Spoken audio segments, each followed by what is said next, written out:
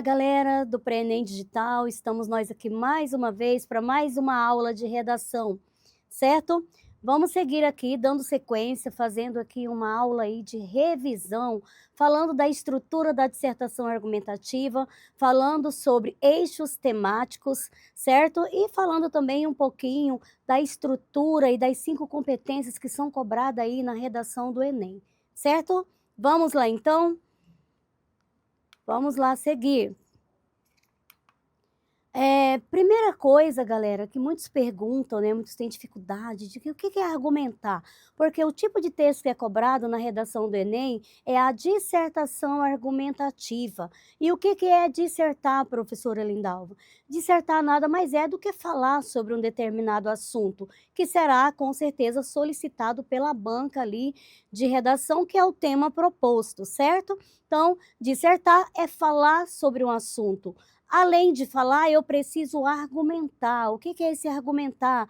É porque eu irei falar sobre um assunto e, na sequência, eu preciso dar a minha opinião sobre este assunto. E quando eu dou a minha opinião, eu preciso justificar, dizer o porquê eu acredito, né, no meu posicionamento. Quando eu faço isso, eu estou dissertando e argumentando. Então, dissertar não é um bicho aí de 7 cabeças, como muitas vezes pensam, é falar sobre um assunto.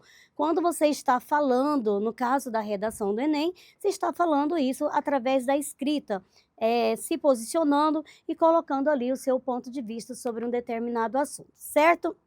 Então, o dissertar, ele tem ali uma característica, eu disserto, eu justifico a minha opinião na tentativa de persuadir, que está ali a palavrinha para vocês, destacada de amarelo, persuasão.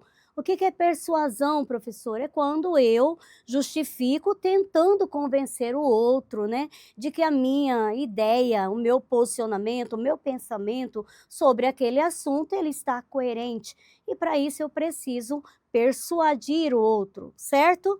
Vamos lá na sequência então. Convencer e persuadir. O que é convencer? Levar alguém a acreditar no meu posicionamento, a acreditar na minha ideia, naquilo que eu estou justificando enquanto posicionamento, certinho? E além de convencer, eu preciso persuadir. O que é esse persuadir? É quando eu tento convencer com base em conhecimentos. Eu não vou dizer a minha opinião é tal e simplesmente não justificar de forma ali em que venha convencer de fato, quando eu apresento ali ideias, né, estudos com base no aquilo que eu estou argumentando, na ideia que eu estou defendendo, para fundamentar a minha ideia, o meu posicionamento. Então, isso é convencer e persuadir com base em conhecimento. Certinho, galera? Clarinho até aqui? Vamos então dar sequência aí à nossa aula de revisão, ok? Vamos lá. Vamos começar cedo para obter, né, vantagem e avançar aí na busca do texto top, que é aquele texto de excelência, né? Então, o que é um texto de excelência, prof? Como é que eu faço para chegar no 900 mais, que é ali o sonho de todos aí, 900 mais, 960, 1000 na redação, e esse trajeto nós iremos trilhar nesta aula. É só seguir aqui com a gente, certo? Vamos lá então? Entendendo aí de uma vez que o tema sempre será um problema da qual você que está ali na sociedade da qual você faz parte. Então, não esqueçam disso.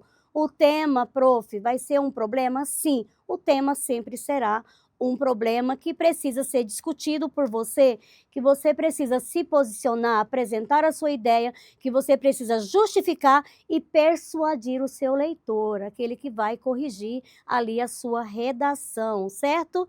E aí você precisa dizer por qual motivo esse problema continua até nos dias de hoje na sociedade brasileira, certinho? Vamos seguir então? Vamos lá.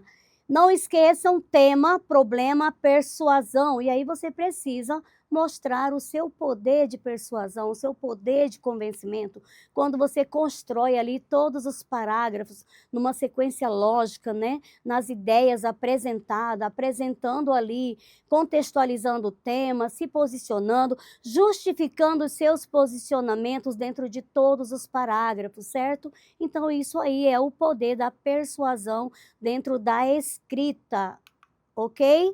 E para isso eu trouxe aqui para vocês algumas legendas que são extremamente necessárias, que você pode aí depois pausar a aula, fazer um resuminho dessas legendas. Nós temos aqui umas 12 legendas que são extremamente relevantes para que você entenda de uma vez qual é toda a estrutura da dissertação argumentativa. Prof, eu não sei o que é tema, eu não sei o que é tangenciamento, eu não sei quando que foge, eu não sei o que é repertório sociocultural produtivo, eu não sei o que é frase temática. Como é que eu faço então?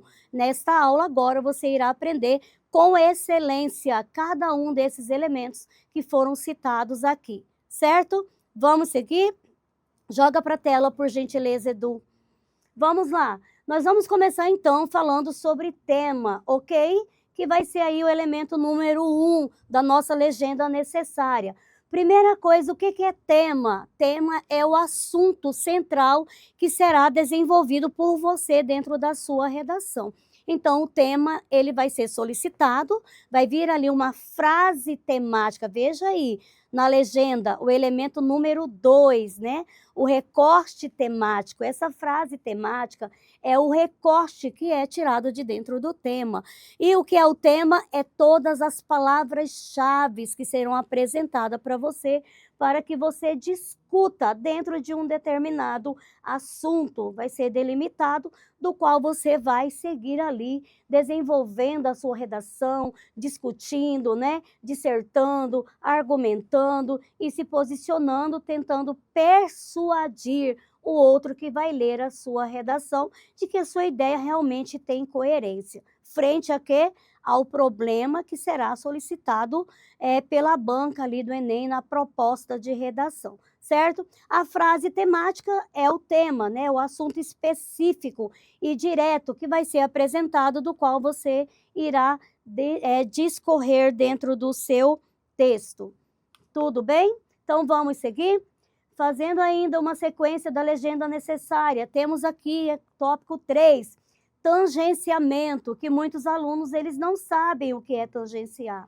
Tangenciar, galerinha, é quando é solicitado para você um tema e o que você faz? Você não aborda o tema que foi solicitado de forma aprofundada, né? Você não apresenta todas as palavras-chave. Vejam aqui, anteriormente, quando eu disse frase temática, quando você não apresenta toda a frase temática, todas as palavras do tema, você tangencia o seu texto. Você fica circulando, circulando, circulando pelo texto e não aprofunda naquilo que realmente foi solicitado. Um exemplo prático aqui para que você entenda. Vamos supor que peça para você falar sobre violência contra a mulher. E aí você fala sobre violência, menos sobre violência contra a mulher. Então, o que vai acontecer nessa situação? Você vai cair aqui nessa tabelinha aqui, 3, chamada de tangenciamento. Você falou de violência, certo? Está dentro do tema essa palavra? Sim, mas tinha um recorte específico dentro da frase temática, que era violência contra a mulher. Então, você não foge do tema, mas você também não desenvolve tudo que foi proposto.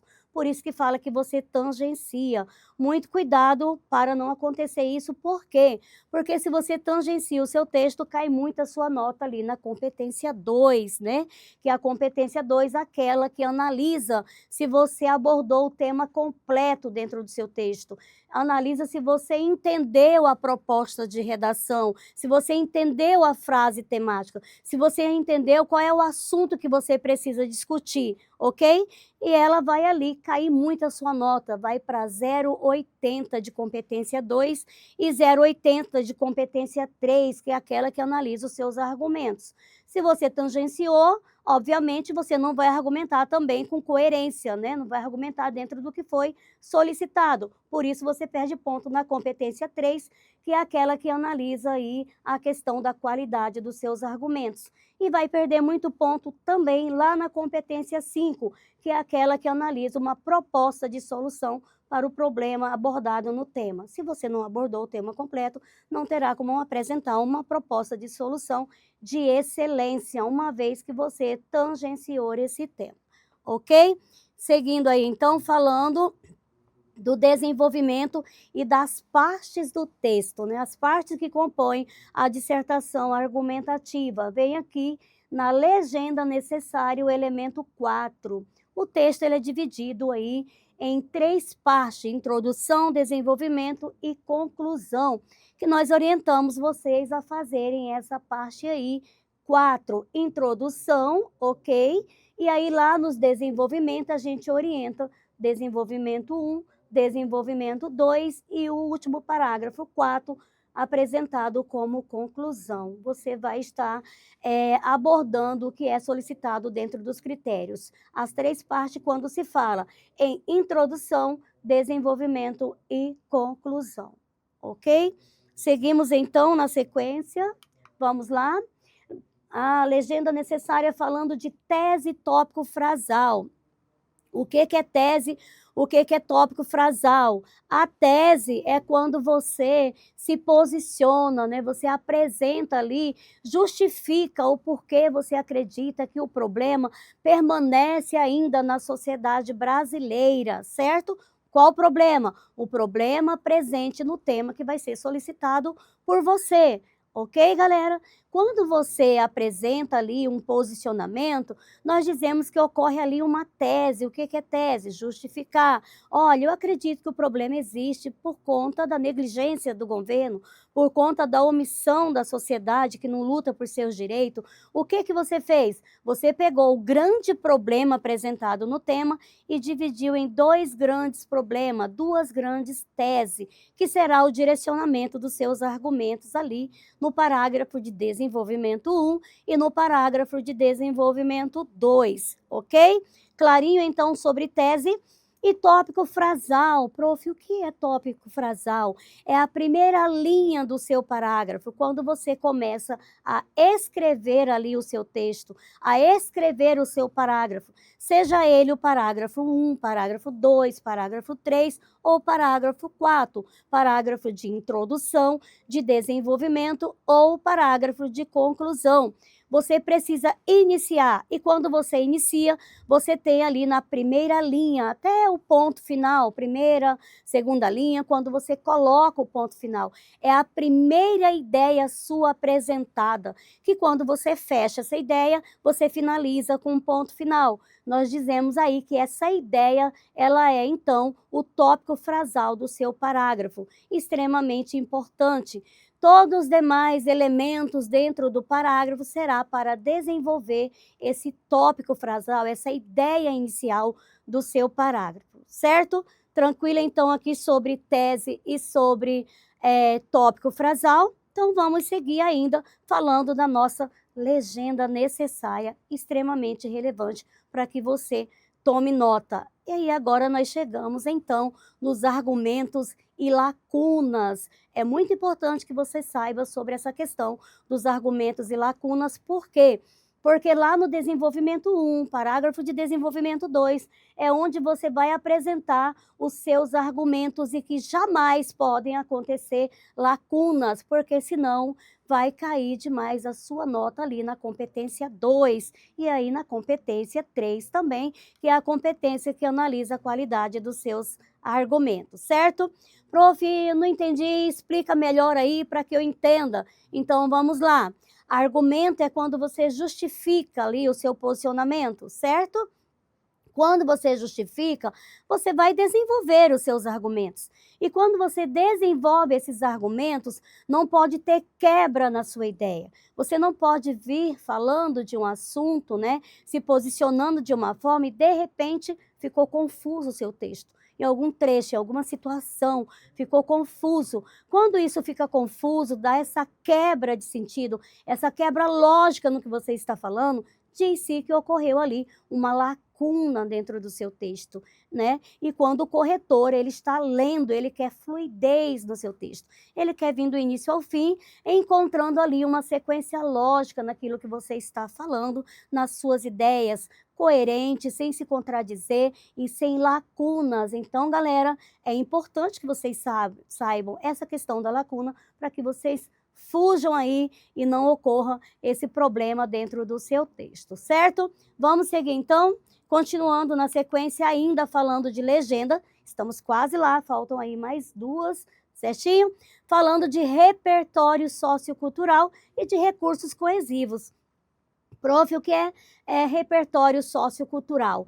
Repertório é tudo que você toma posse para fundamentar os seus argumentos. Por quê? Os seus argumentos ele tem que ir para além dos textos motivadores. O que é esse para além dos textos motivadores? Você precisa argumentar, justificar o seu posicionamento, justificar aquilo que você acredita, lógico, que de forma consistente, embasado aí em autores renomados da literatura, certo? Que tem teorias, ok? Filósofos, pode também tomar posse da Constituição Federal, da Declaração Universal dos Direitos Humanos e, além disso, vocês podem também tomar posse aí para embasar os argumentos de vocês de uma série que você já assistiu, de um filme, certo? De um poema, de um autor renomado da literatura para fundamentar as suas ideias. Quando você fundamenta, quando você faz desta forma, você vai depois casar com os seus argumentos e mostrando a sua autoria. O que é a sua autoria? Mostrando também a sua voz analítica. O que é então, prof, a minha autoria, a minha voz analítica? Você começa a dizer, olha, tal problemática infelizmente acontece no Brasil, infelizmente, tristemente, lamentavelmente. Desta forma, você vai estar mostrando um posicionamento crítico e analítico frente ao problema que você está discutindo e vai estar apresentando um repertório sociocultural produtivo. Nós teremos uma aula só sobre repertório, prof, de forma mais aprofundada o que seria repertório, né? Quais são os tipos de repertório? Repertório pertinente, repertório legitimado. O que é repertório pertinente? É porque o repertório, a citação que você vai utilizar, seja ela, né, uma frase aí de um filósofo, certo? De um autor, seja ela de um filme, seja ela de uma série, de um poema da literatura, você precisa dar créditos. De onde você tirou essa frase? Qual é a fonte, ok? Quando você cita esta fonte, você está legitimando. Você está dizendo, olha, essa fonte é tal, é Paulo Freire, tá? É Bauman, que a galera gosta de usar muito. Então, você está dando ali crédito, né, a quem merece. Essa frase, essa ideia, ela não é minha. Eu não estou tomando posse de uma ideia, de uma frase de alguém dizendo é minha. Certo? Não, porque isso é plágio, isso é crime, então isso não pode acontecer. Então eu preciso dar ali a legitimação, dizer de onde eu tirei essa frase. E tem que ser pertinente, porque, voltando ali na pertinente, eu tenho que dizer que é pertinente porque tem que ter relação com o tema. Eu não posso o tema ali, vamos supor que diga ali, né? Voltando no tema de violência, persistência da violência contra a mulher no Brasil, e eu apresento ali uma frase nada a ver com o tema, que não tem nexo, não tem conexão, não está amarrada. Então, disse que não tem pertinência com o tema. Então, isso não pode acontecer, porque tem que estar pertinente, ok? Gravem aí, marquem aí no caderninho de vocês e vamos seguir para as duas últimas aí, chegando aí na conclusão do seu texto. Lá na conclusão, o que tem que acontecer? O que é o parágrafo de conclusão? É o último parágrafo do seu texto, que precisa apresentar uma proposta de solução. O que é uma proposta de solução? teve um problema, eu discuti esse problema, eu apresentei quais são os culpados, quem são os culpados deste problema existir na sociedade brasileira, eu justifiquei o porquê eu acredito que essas pessoas, né, esses agentes são os culpados do problema existir, e agora eu preciso, claro, apresentar uma solução para que esse problema ele seja ali resolvido e deixe de existir, né, seja erradicado, sabe, da sociedade, ok? E aí eu faço isso lá no meu parágrafo de conclusão. E do ladinho tem aqui, que é uma proposta de intervenção. O último parágrafo do meu texto, lembrem-se disso, ele precisa apresentar o quê? Uma proposta de intervenção, que tem uma estrutura própria, tem uma característica própria e que vale 200 pontos ali na redação do Enem. E lembrando que essa proposta, ela não pode jamais ferir os direitos humanos. O que seria ferir os direitos humanos? Eu usar termos pejorativos, termos que não correspondem ao que é de direito do cidadão. Então, eu tenho que ter muito cuidado quando eu for apresentar uma solução, porque dependendo do tema, eu posso me envolver efetivamente. Você pode se envolver efetivamente, tá? De forma afetiva, certo? E aí você acabar tendo que expor ali o que você gostaria que acontecesse com quem pratica tal atrocidade, né? Tal problema relacionado com o tema e, de repente, ferir os direitos humanos. Então, muito cuidado com isso. Corrigi um texto em que se falava ali da desigualdade social e o candidato, quando chegou na proposta de intervenção, ele disse que as favelas precisavam ser eliminadas, destruídas do Brasil, do mundo. Então, o que aconteceu? Esse candidato feriu os direitos humanos, porque os cidadãos que moram ali, cidadãos que moram em favelas, eles têm todos os direitos de quem não mora, e isso jamais pode acontecer. Então, muito cuidado com a proposta de intervenção, porque ela pode zerar ali, você pode perder 200 pontos no seu texto, e não é o que a gente quer, né, galera? Mas a gente terá aqui uma aula só falando do que pode ferir os direitos humanos, é só vir com a gente que você vai alcançar aí a fórmula do seu 900 mais na redação do Enem, ok? Vamos seguir então? Vamos lá, dando sequência aqui, legenda necessária, tudo certo, entendemos, 12 elementos aí básicos que vai ajudar a elevar o seu nível aí da sua nota na redação do Enem, certo? Agora a gente vai falar um pouquinho aí sobre o que sustenta um texto coerente. Prof, o que sustenta um texto coerente? Nós temos ali os 3 Cs. Gravem isso na cabecinha de vocês e levem ali no dia da prova. A professora Lindalva de redação, lá do projeto Prenem, ela disse que nós temos ali 3 Cs que sustentam o nosso texto, e que é coesão, coerência e consistência. Lembra que eu falei lá que você precisa argumentar indo para além dos textos motivadores, né? Não ficar circulando em volta do que o texto motivador te passa. Isso é consistência. Você mostra para o seu corretor, para aquele que está lendo a sua redação, que você de fato tem conhecimento sobre o assunto. E é isso que o corretor quer, é isso que a banca vai buscar dentro do seu texto, certo? E nós temos aqui o texto. Joga na tela, por gentileza. Nós temos aqui, vejam só, conteúdo, estrutura, conhecimento, mais domínio das competências. Gente, gravem isso, por gentileza. Conteúdo, estrutura e conhecimento das competências. Prof, eu tenho conteúdo, eu tenho consistência naquilo que eu quero falar, mas eu não domino a estrutura. Eu posso chegar aos 900 mais? Não, jamais. Por quê? Porque você ter o conteúdo e não ter o domínio da estrutura. O que é estrutura? O que o tipo, né, o gênero Enem aí solicita dentro de estrutura, desenvolvimento, introdução, desenvolvimento, conclusão, qual a função de cada parágrafo, o que vai dentro de cada um desses parágrafos, não é suficiente se você só souber os conteúdos e não souber especificamente do que é cobrado dentro dessa estrutura. Então, você precisa dominar o conteúdo, mas também precisa dominar a estrutura do gênero Enem ali, que é a dissertação argumentativa. Além disso, você precisa ter conhecimento, domínio das 5 competências do Enem, até porque o seu texto vai ser corrigido, né, pela banca e dentro dos critérios que estão ali selecionados, apresentado dentro dessas 5 competências. Então você precisa conhecer essas competências e dar ao corretor aquilo que essas competências exigem, né, para que ele, corrija ali o seu texto com um sorriso nos olhos ali, vejam, porque ele vai ver: "Opa, esse candidato ele tem conteúdo, ok, ele também pegou tudo que ele sabe, jogou dentro da estrutura solicitada de forma coerente, ó, de forma coesa, de forma coerente, de forma consistente e dentro dos critérios que é solicitado nas 5 competências do Enem", ok? Então vamos lá? Seguindo, tudo bem até aqui?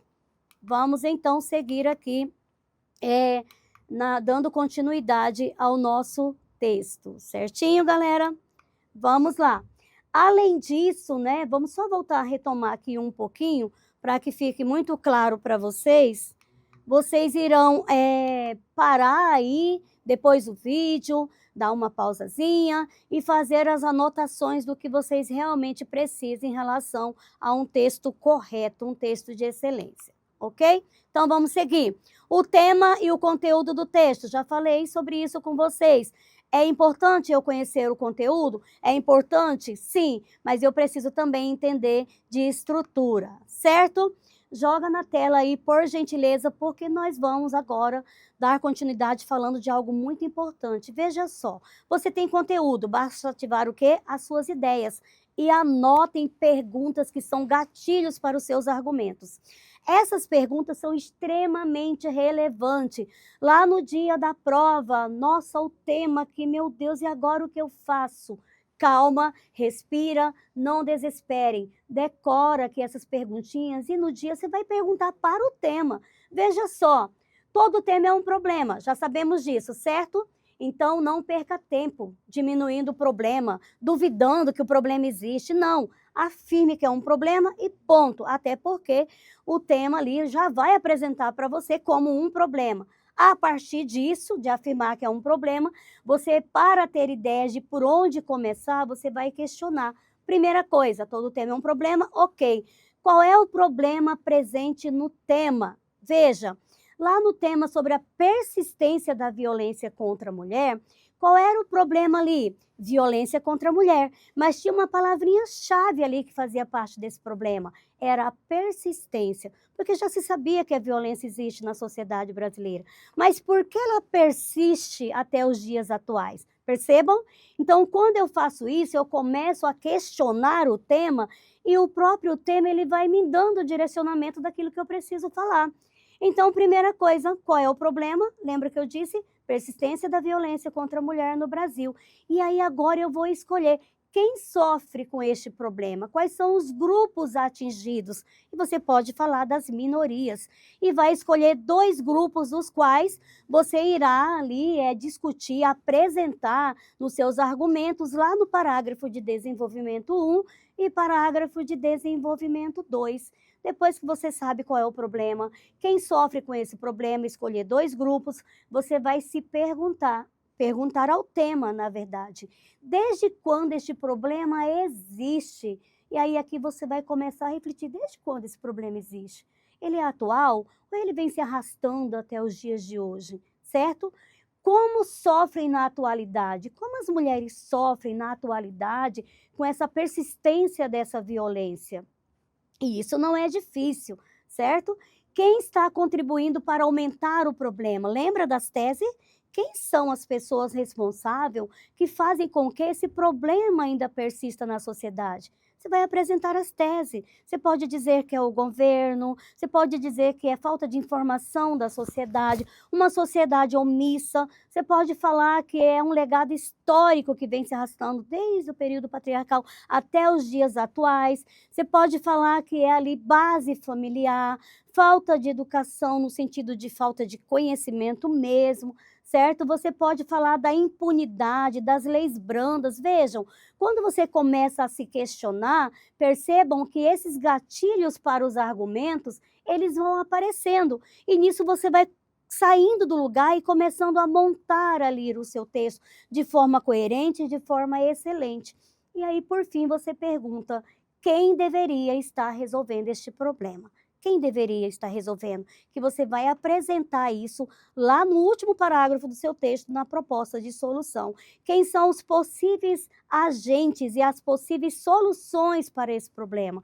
É a sociedade, é a mídia, é o governo, a ONG, a escola, o indivíduo, quem vai resolver esta problemática. E por fim, você vai estar amarrando e fechando todos os parágrafos do seu texto com essas perguntas que estão aqui. Caso ninguém resolva o problema, quais são as consequências que haverá para o grupo atingido e para o Brasil? Então, caso não seja resolvido esse problema, né, quais são as consequências para a sociedade brasileira? Não só para os grupos que são atingidos, mas como isso pode atingir a sociedade num todo, certo? Como é que isso pode atingir a mim, né, aos demais, num todo, de forma ali que venha prejudicar e se tornar já um problema social, não um problema isolado, ok? Então, quais são essas consequências para a vítima e também para a sociedade, certo? Então, vamos lá, estamos quase fechando aqui a nossa aula. Falando aqui do tema e do conteúdo, que você não precisa adivinhar tema, porque nós não trabalhamos aqui com adivinhar tema, mas trabalhamos com eixos temáticos. Certinho, galera? Que é uma aula específica também que iremos gravar aí para vocês aprofundarem. Já tem uma aula sobre eixo temático na plataforma e depois nós iremos aprofundar, mostrando para vocês como dominar. Prof, como que eu domino o eixo saúde, o eixo sociedade, o eixo comportamento, o eixo educação, segurança, tecnologia? Como que eu faço para dominar cada um desses eixos? Nós teremos aulas aí de aprofundamento, ensinando vocês como dominar esses eixos temáticos, ok? Mas voltando aqui para a nossa aula sobre a questão do não adivinhar tema. Não tentem adivinhar o tema, mas tentem aí estudar dentro da estrutura, daquilo que nós estamos passando para vocês e praticando eixos temáticos, que isso é o mais importante, certo? Eu já tenho conhecimento crítico sobre o assunto e agora eu tenho repertório. Como é que eu faço? Eu consigo argumentar? Sim. Consigo justificar, comprovar, apresentar este argumento dentro de um fundamento, que é o que eu disse para vocês. Eu consigo falar, eu consigo argumentar, eu consigo dizer quais são os culpados, mas como é que eu faço para justificar isso? Aí você vai utilizar o que eu já disse, né? Utilizar ali repertórios para fundamentar as suas ideias, certo? E aí você vai pensar rápido e marcar aí no seu caderno como uma atividade prática, rapidinho aí. Para o vídeo e vai pensar um pouquinho. Ah, uma música que eu escuto quando eu estou animado, que me deixa empolgado. Você marca ali o nome da música, quem é o cantor, certo? 2, uma música que escuta e tem na letra a revolta de alguém, né? Onde o eu lírico, quem é o eu lírico? A voz do poema, a voz da música, certo? Quem escreveu, quem interpreta, quem está cantando, parece estar furioso com algo, com algum problema aqui relacionado à sociedade. E depois ali, número 3, uma atividade aí para vocês, uma música que tem claramente uma crítica ao Brasil, nação vendo de forma geral. Depois, uma música sobre manipulação, que eu trouxe uma para vocês aqui, que nós vamos encerrar essa aula com essa música para você refletir e ver quanta crítica traz aí dentro desses trechos musicais, certo? Vamos lá. Uma música sobre manipulação, desigualdade, problema social envolvendo racismo, questões ambientais, criminalidade, violência. Então, essa é a tarefinha para casa que eu vou deixar para vocês, certo? Pesquisem aí as músicas, marquem no caderno de vocês e utilizem para os temas aí que vocês irão praticar, que serão selecionados e enviados para que vocês pratiquem, certo? Então, nós vamos ouvir aqui um trecho dessa música e depois analisar como é que ela foi utilizada dentro de uma redação nota 1000 no parágrafo de introdução, utilizada como repertório, certo? Joga na tela aí, Edu, por gentileza.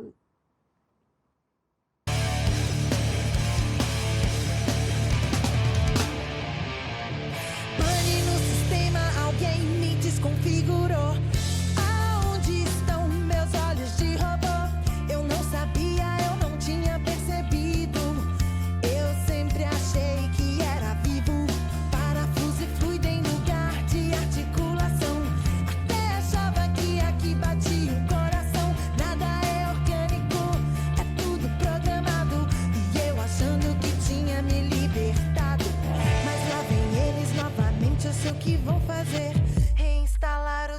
problema.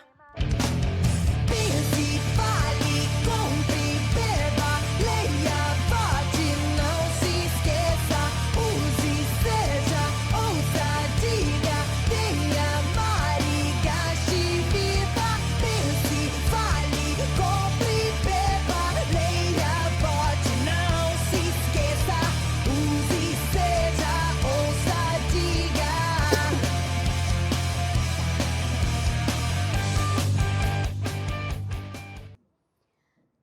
Vamos observar, fazer uma análise aqui, pode deixar na tela, por favor, da crítica presente neste trecho aqui, nesta música. Vejam só como que acontece.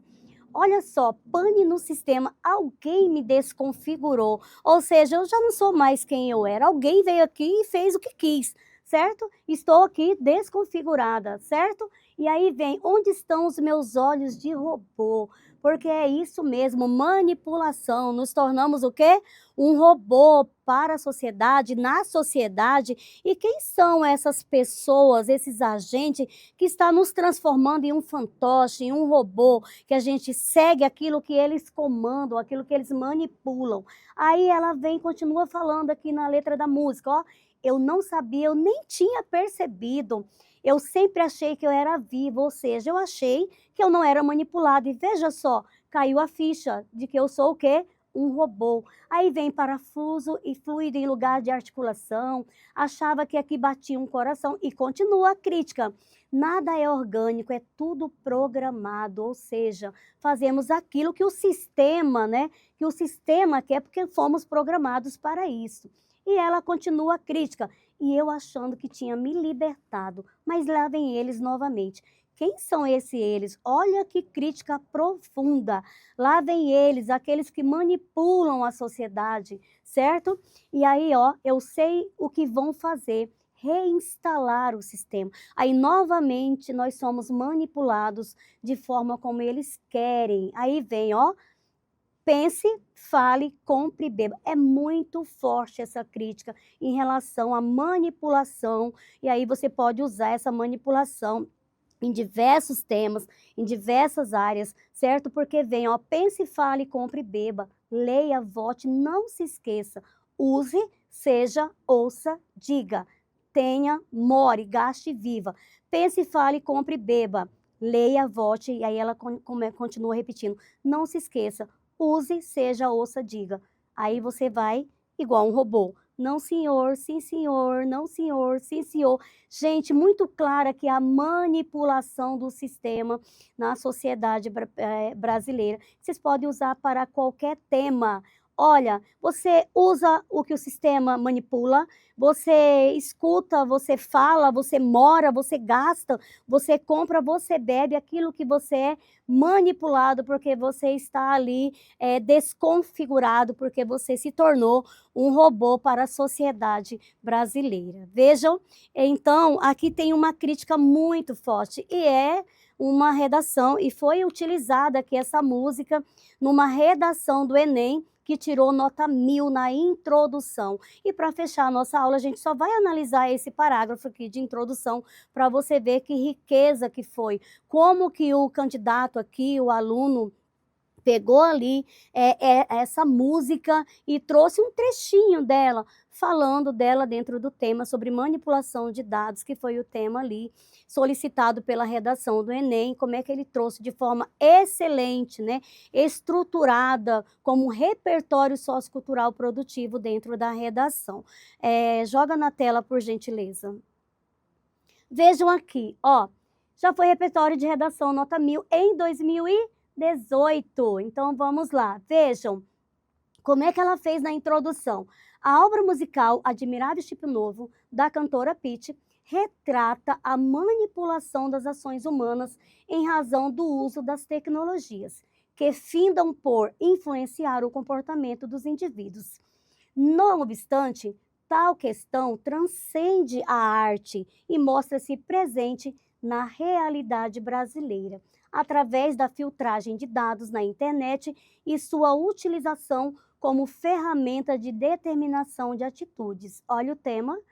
consequência direta do interesse do mercado globalizado e da vulnerabilidade dos usuários. Assim, torna-se fundamental a discussão desses aspectos a fim do pleno funcionamento da sociedade, certo? Então, o que ela fez aqui? Ela trouxe o repertório que está ali no primeiro período, que está de vermelho, tem um ponto final. Primeiro período apresentou um repertório e depois fez uma ponte. Ela saiu da ficção e trouxe para a realidade brasileira, quando ela fala que, tal questão transcende, vai para além da ficção, vai para além do trecho da música, né? E traz para a realidade brasileira, apresentando o tema, quando ela diz, né? Mostra-se presente na realidade. Através de quê? Filtragem de dados na internet e sua utilização como ferramenta de determinação de atitudes. Apresentou o tema.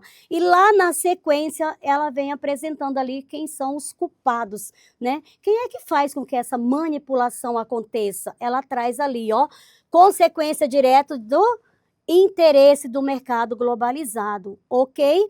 E, além disso, a vulnerabilidade dos usuários. O que esse aluno fez? Lá no desenvolvimento 1, que aqui ele tem a tese 1 e tese 2, direcionamento dos argumentos 1 e direcionamento dos argumentos 2. Tese 1, interesse do mercado globalizado. Tese 2, vulnerabilidade dos usuários. E aí lá no desenvolvimento 1, ela vai falar desse interesse do mercado globalizado.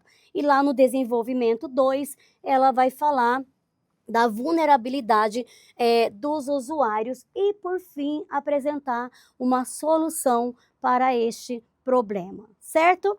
Tudo bem até aqui? Espero que ter contribuído aí na construção de conhecimento de vocês e continuem com a gente que nós teremos muito mais aulas aí maravilhosas que vai ajudar você a trilhar uma escrita, né, um caminho para uma escrita de excelência na redação, ok? Então, vejo vocês na próxima aula.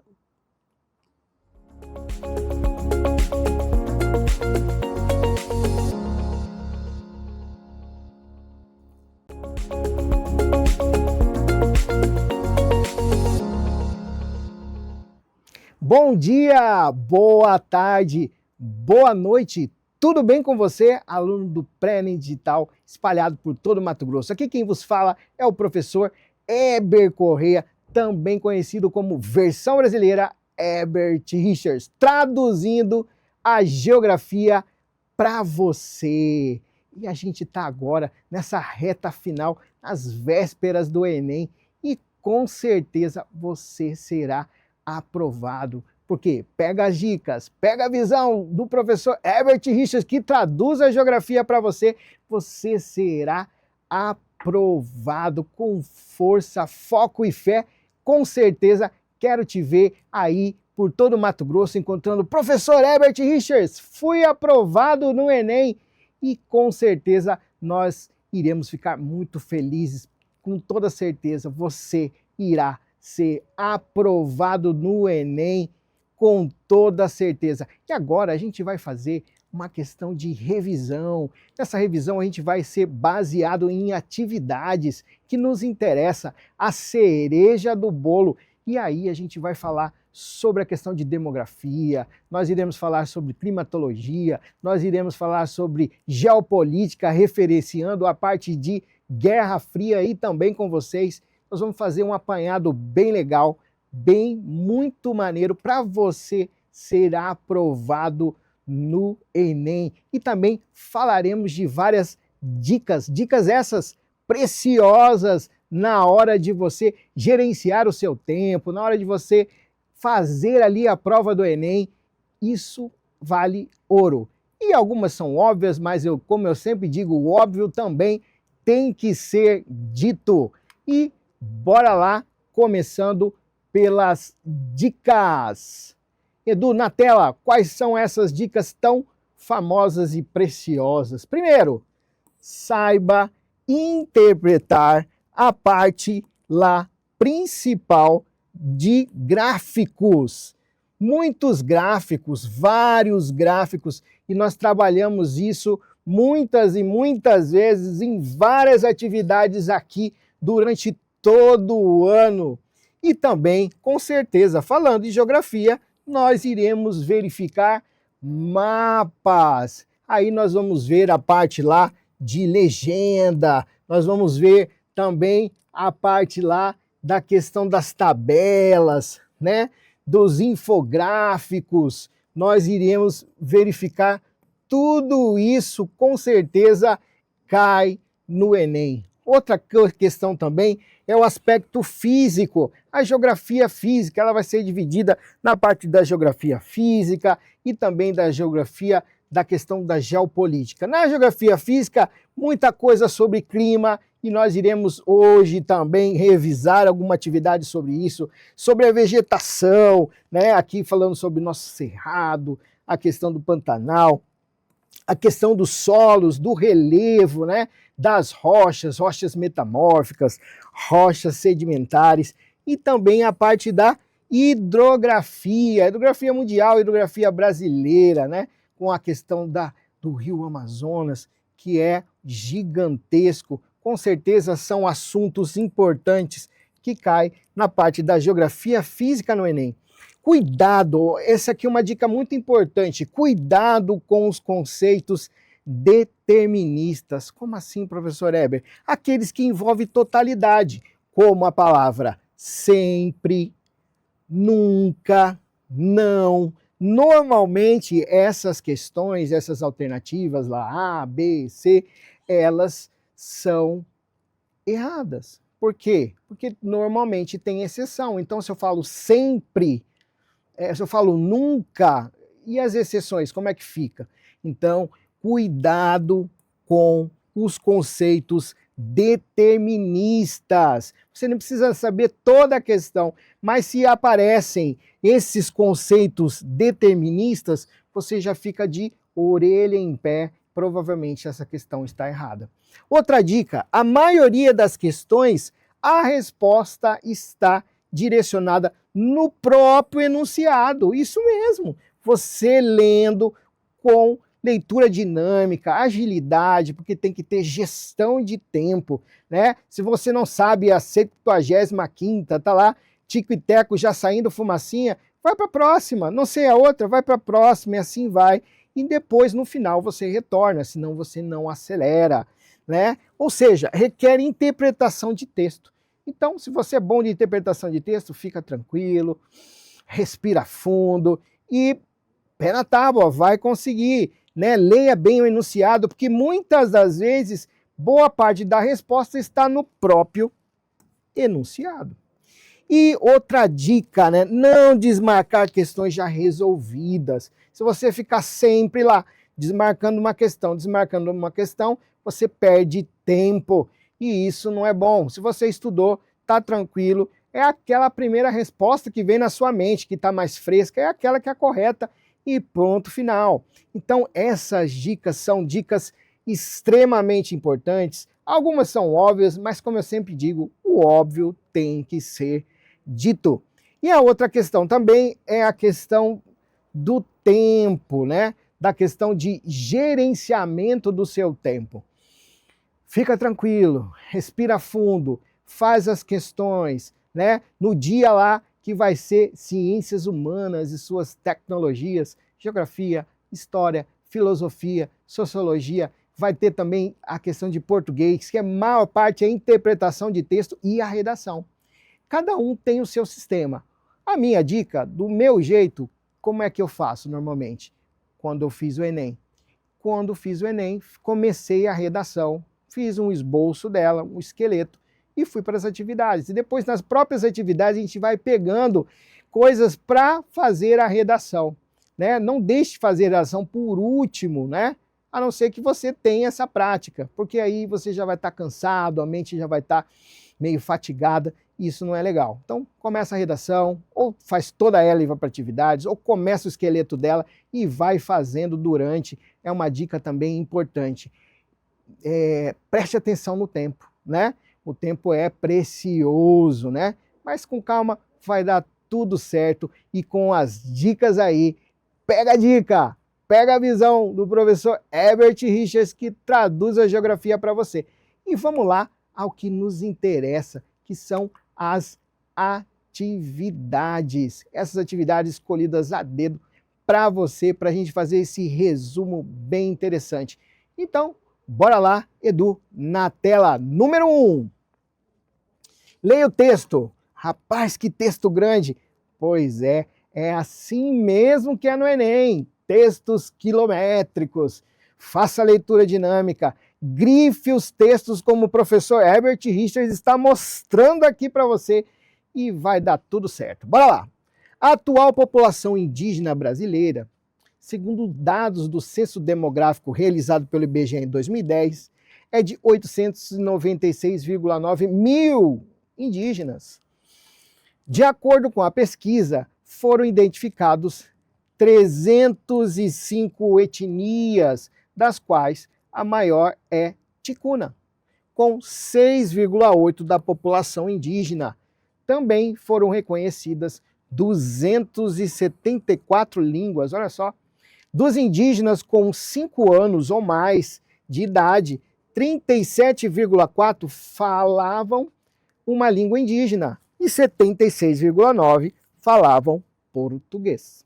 Os povos indígenas estão presentes nas 5 regiões, sendo que a região norte é aquela que concentra o maior número de indivíduos, 342,8 mil, não é mesmo?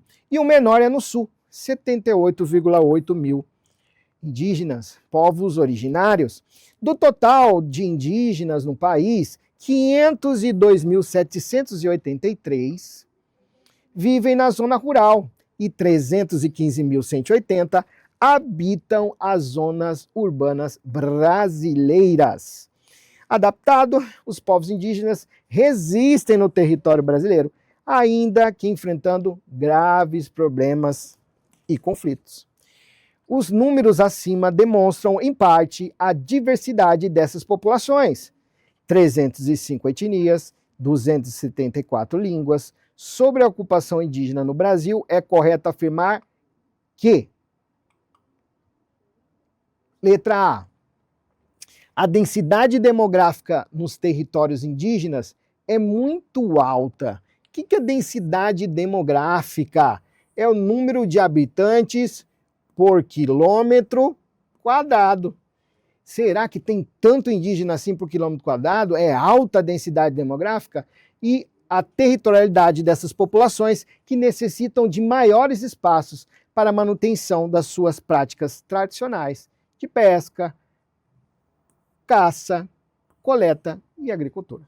Ou é letra B, a maior quantidade de demarcações de terras indígenas no Brasil ocorre sobretudo nas regiões Norte e Nordeste, devido ao vazio demográfico. Nordeste tem vazio demográfico, existem também nessas regiões para onde a FUNAI consegue deslocar os povos indígenas. Será? Vamos pensar.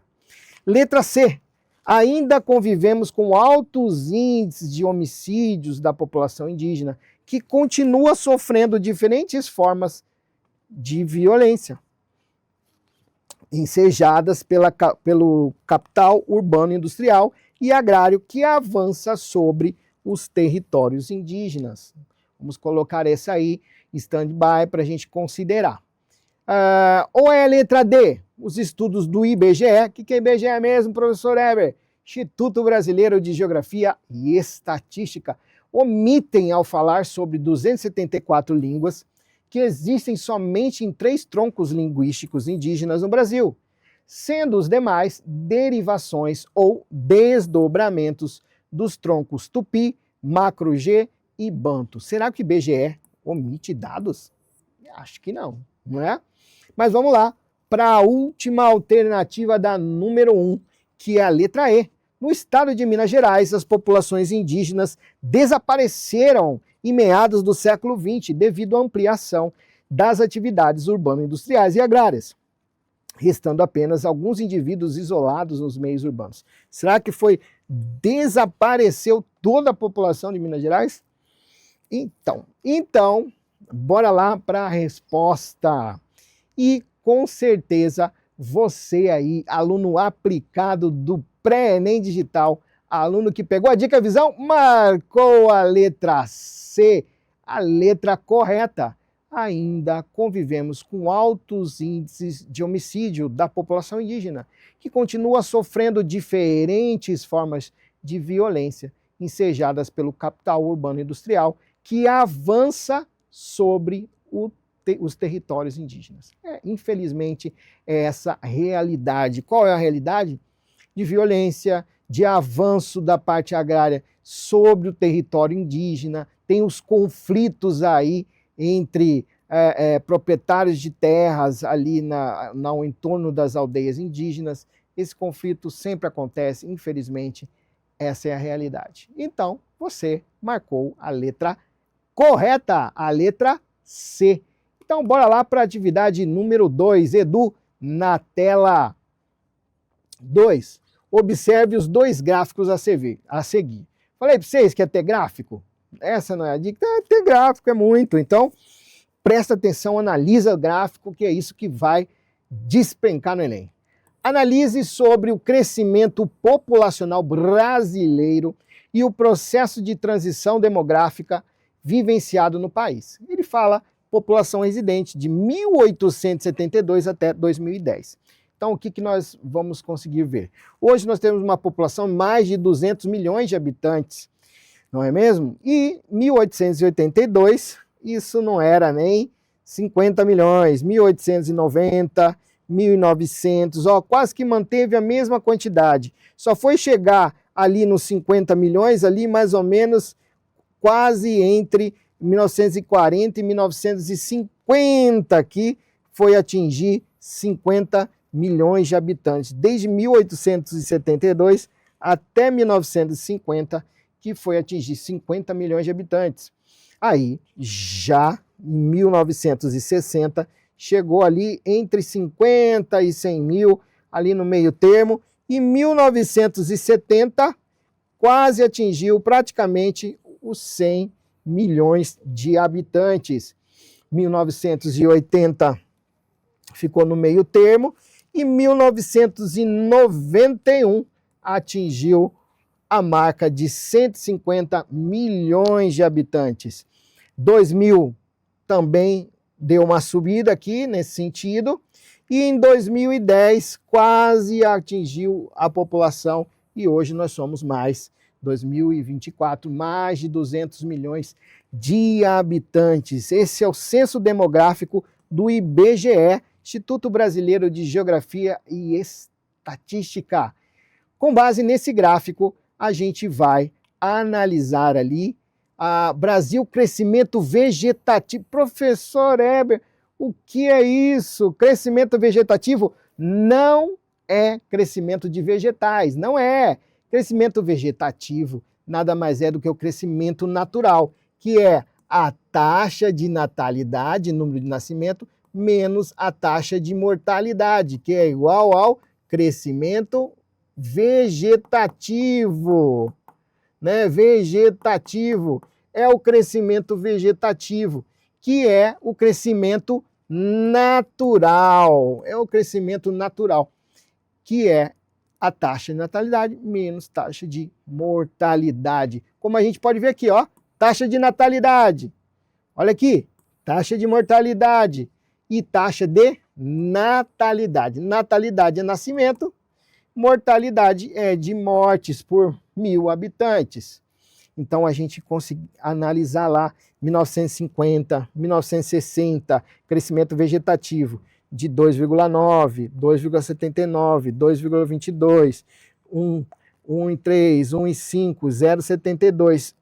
É o crescimento vegetativo. O aumento estimado da taxa de mortalidade a partir de 2010 está associado ao aumento do percentual de idosos no conjunto total da população brasileira.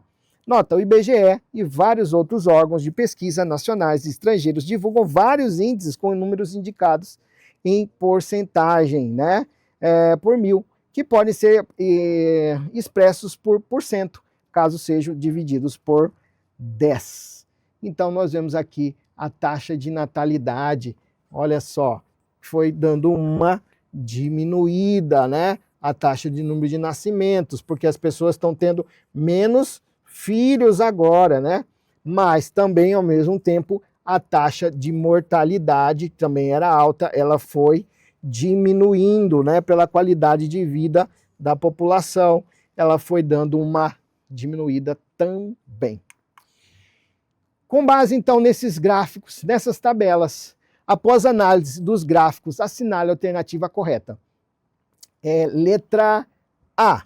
Na evolução do crescimento populacional brasileiro, mesmo com a queda da taxa de fecundidade, que é a natalidade, não houve redução da participação da população jovem no total da população brasileira ao longo das últimas 3 décadas. E aí? Vamos pensando. Letra B. Em virtude do alto crescimento populacional, o Brasil atualmente é considerado um país povoado. Será? Populoso, povoado, depois vamos lembrar esse conceito. E tem a 5ª maior densidade demográfica, número de pessoas dividido por quilômetro quadrado, será? Atrás apenas da China, da Índia, Estados Unidos e Indonésia. Ou seja, as quedas expressivas na taxa de mortalidade registradas em meados do século XX foram reflexos do processo de urbanização, adoção de métodos contraceptivos e maior participação da mulher no mercado de trabalho. Ou letra D. A explosão demográfica da população brasileira no período entre 1950 e 1980 foi marcado pelo elevado crescimento vegetativo, com queda nas taxas de mortalidade e altas taxas de natalidade e fecundidade. Ou letra E.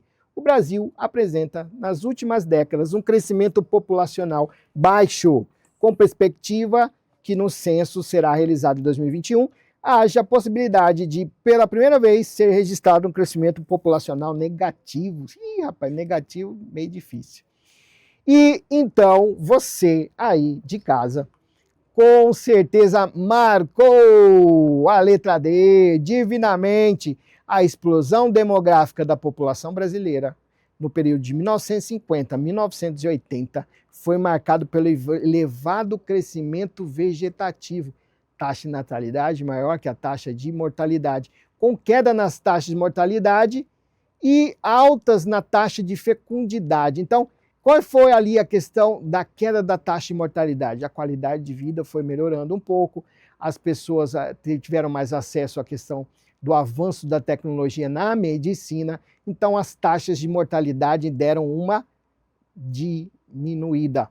E as taxas de natalidade e fecundidade nessa contrapartida. Queda nas taxas de mortalidade e altas taxas de natalidade e de fecundidade. Essa é a resposta correta. Outra coisa que é importante aqui lembrar é diferenciar país populoso de povoado.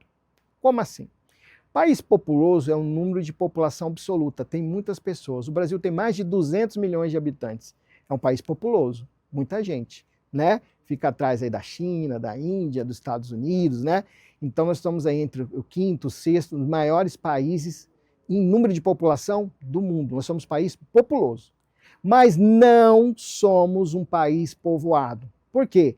Porque tem muitos vazios demográficos, como a região norte, região do Amazonas, do Pará, Rondônia, lugares onde não tem muita gente, tem mais floresta, mais animais, mais criação de gado, mais plantio, como o Mato Grosso também. Então, o Brasil é o país populoso, muita gente, mais de 200 milhões de habitantes, mas não é um país povoado. O número de habitantes por quilômetro quadrado é baixo. Por quê? A população se concentra, na maior parte, no litoral brasileiro ou próximo ao litoral. Por quê? Uma questão histórica, porque o Brasil foi colonizado a partir do litoral, então ali se concentra o maior número de população. E no interior do Brasil, menos população. Então o Brasil é um país populoso, mais de 200 milhões de habitantes, mas não é povoado. O número de habitantes por quilômetro quadrado, que é a densidade demográfica, é baixa. Né? Aí o que acontece? Tem países que são populosos e povoados, que tem um número de habitantes por quilômetro quadrado grande. Não é o caso do Brasil. Isso é muito importante e isso também faz a diferença dos alunos normais para o aluno pré-ENEM digital, alunos do professor Herbert Richards, que traduz a geografia para você. Então, bora lá para número 3. E a número 3, ali na tela. No estudo das populações, a densidade demográfica, lá vem ela, densidade demográfica, número de habitantes por quilômetro quadrado, expressa a média de habitantes por quilômetro quadrado, aqui já está dizendo. Um país com elevada densidade demográfica é classificado como quê? Letra A, um país metropolitano. Letra B, um país central. Letra C, um país povoado. Letra D, um país periférico. Ou letra E, um país populoso. Então, você vai ficar entre a C e a D, entre povoado e populoso. E com certeza você já pegou a dica, já pegou a visão que a gente acabou de falar e marcou a letra C, com certeza. Marcou a letra certa, a letra C, povoado. Número de habitantes por quilômetro quadrado é densidade demográfica. Diz se um país ou uma região, uma cidade, uma localidade é povoada ou não. Isso é densidade demográfica, número de habitantes por quilômetro quadrado. Populoso é o número absoluto da população, se tem muita ou se tem pouca. Mas povoado é o número, a média de habitantes por quilômetro quadrado. Povoado. Pegaram a dica? Pegaram a visão, a diferença de populoso e povoado e marcaram com certeza a letra certa, a letra C, povoado. É isso aí. Bora lá para mais uma atividade. Essa atividade muito importante, Edu, na tela. No hemisfério sul, a sequência latitudinal dos desertos representada na imagem sofre uma interrupção no Brasil. Brasil, zil, varonil, devido à seguinte razão. Olha lá, nós temos aqui a linha do Equador. Olha só, a região onde mais pega a quantidade de sol, radiação solar. Eu tenho aqui o Trópico de Capricórnio nessa região aqui e eu vou encontrar aqui deserto na região da Austrália, vou encontrar deserto na região da África, eu vou encontrar o deserto do Atacama no Chile, né? E eu vou aqui encontrar na parte do Trópico de Câncer, deserto nos Estados Unidos, deserto na África, na Arábia, na região do Oriente Médio. Mas quando chega no Brasil eu tenho uma interrupção. Por que será? Letra A, existência de superfícies de intensa refletividade. Tem muita coisa que reflete aqui. Ou letra B, preponderância de altas pressões atmosféricas. Ou letra C, influência de umidade das áreas florestais. Ou letra D, predomínio de correntes marinhas frias. Ou letra E, ausência de massas de ar continentais. E aí, pessoal, o que você marcou aí? Olhando ali no mapa, que tem uma sequência de desertos, mas quando chega no Brasil, dá uma parada. Isso é devido ao quê? É devido à letra C, mais uma vez, influência da umidade das áreas florestais. É a maior floresta tropical do planeta. Qual é? A floresta amazônica. Ela é responsável pela grande quantidade de chuvas, pelo processo de evapotranspiração, a grande quantidade de rios que formam o rio Amazonas, que é a bacia amazônica, né, que vem inclusive de rios do Mato Grosso também, como o rio Telespires, o rio Arinos e outros rios que vão ali, Rio Madeira, que vão fazendo a questão da própria formação do rio Amazonas, né? Tudo isso, muitos rios, muita água, muita floresta, favorecem que são chamados de rios voadores. Pega aí, mete um Google aí e pesquisa rios voadores. Isso é extremamente importante. essa evapotranspiração, essa umidade toda da maior floresta tropical do planeta Terra, que é a floresta amazônica, ganha a superfície da atmosfera e os ventos vão levando verdadeiros rios voadores por todo o Brasil, elevando o processo de umidade, de chuva, fazendo com que não tenha um deserto nessa região. Olha a importância da floresta amazônica, olha a importância dos rios da bacia amazônica. Por isso, é a resposta a letra C, a letra correta, a letra certa, a letra C que você marcou, com certeza. E bora para mais uma agora de um assunto muito importante também, que é a número 5. Edu, na tela. A diversidade regional no mundo. O mundo é regionalmente diverso. Cada região do espaço geográfico mundial apresenta diferentes nuances naturais e socioeconômicas.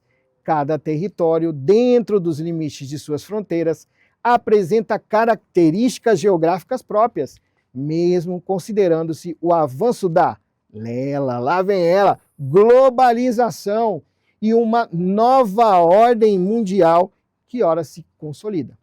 Anteriormente, a ordem mundial era tida como dicotômica ou dualista, ou seja, predominava a oposição entre o bem e o mal, nossa, entre o capitalismo e o socialismo, olha só.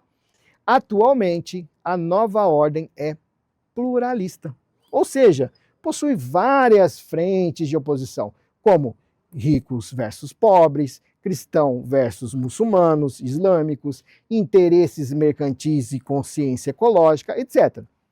Nos dias atuais, novos processos de reconfiguração espaço-territoriais ocorrem no mundo. A maioria deles resultantes de conflitos étnico-culturais, antes latentes e que agora se exacerbaram, né, neste período pós-Guerra Fria, adaptado à nova realidade, um novo olhar geográfico, né? Revista científica, bora lá. Letra A. Sobre essa mudança na ordem mundial, relatada pelo autor, é correto afirmar que A. A ordem multipolar no início do século XX e atual apresentam as mesmas características, o enfraquecimento do Estado-nação e um fortalecimento de outros agentes internacionais, como a ONU. A ONU está fortalecida em empresas multinacionais. B. Dentre outros fatos que contribuíram para a mudança da ordem bipolar para multipolar, destaque-se o esgotamento do modelo soviético e a ascensão do Japão, da Europa Ocidental, que passaram a disputar supremacia internacional com os Estados Unidos. A gente coloca essa aí em stand-by, vamos pensando. Ou letra C, o mundo multipolar foi marcado pela eterna disputa entre capitalismo e socialismo, tendo os Estados Unidos e a União Soviética de cada um dos lados, né? O mundo multipolar ou bipolar? Vamos parar para pensar. Letra D. Antes da Segunda, olha a pegadinha aí, antes da Segunda Guerra Mundial, o mundo era dividido entre socialista e capitalista. Isso aconteceu antes ou depois, né? Vamos ver. Foi a época da bipolaridade. Nessa ordem, as potências hegemônicas eram Estados Unidos e União Soviética. Ou letra E, a partir do final da Segunda Guerra Mundial, mudanças geopolíticas profundas ocorreram. Nessa época, uma nova ordem imposta no mundo passou a ser multipolar, no final da Segunda Guerra Mundial. E aí, pessoal, qual resposta vocês marcaram aí? Marcaram com certeza a letra B, porque vocês são bons, né? Dentre outros fatos que contribuíram para a mudança da ordem bipolar para multipolar, destaque-se o esgotamento do modelo soviético. Lembra? Capitalismo versus socialismo. Estados Unidos versus União Soviética. União Soviética teve o esgotamento desse modelo, queda do Muro de Berlim na Alemanha, fim da União Soviética, ascensão do Japão, da Europa Ocidental, que passaram a disputar a supremacia internacional com os Estados Unidos. Deixou de ser um mundo bipolar, duas potências, para ser um mundo multipolar. Europa, Japão, Estados Unidos, vários países começaram a disputar o poder, né?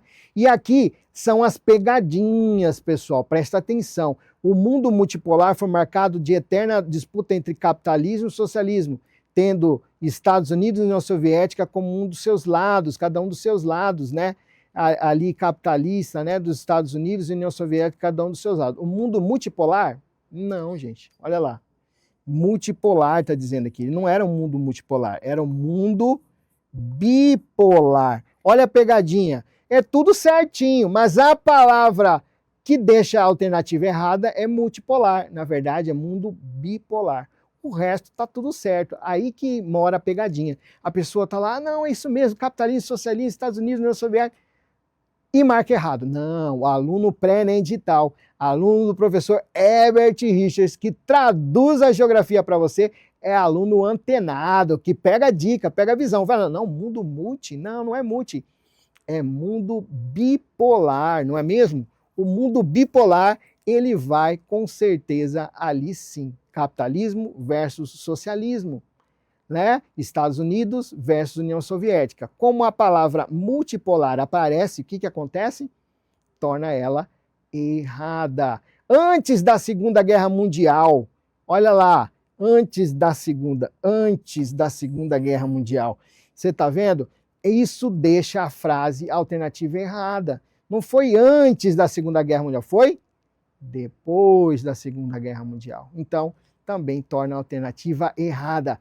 Pega essa dica, pega a visão, beleza? Vamos lá para a última atividade, a cereja do bolo, para a gente fazer essa grande revisão para você ser aprovado no Enem. Vamos lá para número 6. Não, era número 5 mesmo, que nós vimos ali, que é essa última alternativa, que é realmente falando sobre o mundo multipolar, bipolar, capitalismo versus socialismo. Vimos também a questão de clima, que é muito importante, ainda mais a questão do meio ambiente, que é muito importante para você. São questões que não caem no Enem, que despencam com toda certeza.